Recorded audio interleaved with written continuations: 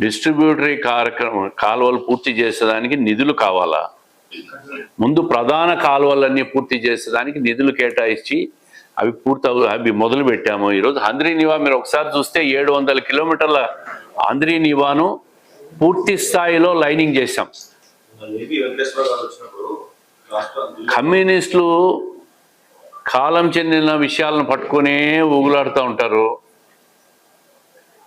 వాళ్ళ నిరంతరం నీటి యుద్ధాలు చేస్తూ ఉంటారు, నీటిపైన మాట్లాడుతూనే ఉంటారు.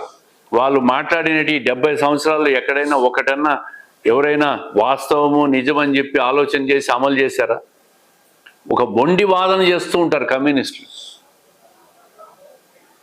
ఈరోజు బ్రహ్మాండంగా వర్షాలు పడినాయి, ప్రతి నీటి చుక్కను కూడా ఒడిసి పట్టి రిజర్వాయర్లలో ప్రభుత్వం నింపిందా?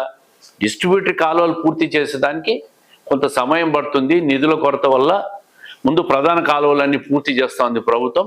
అవి కూడా ఒక ఫేజ్డ్ మేనర్లో డిస్ట్రిబ్యూటర్లు కూడా పూర్తి చేస్తాం ఖచ్చితంగా.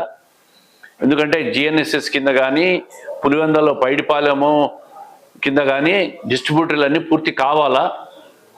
ముఖ్యమంత్రిగా ఉన్న నాయకుడు 5 సంవత్సరాలు ఉండి కూడా పైడిపాలెం కింద డిస్ట్రిబ్యూటరీ కాలువలు పూర్తి చేయలే.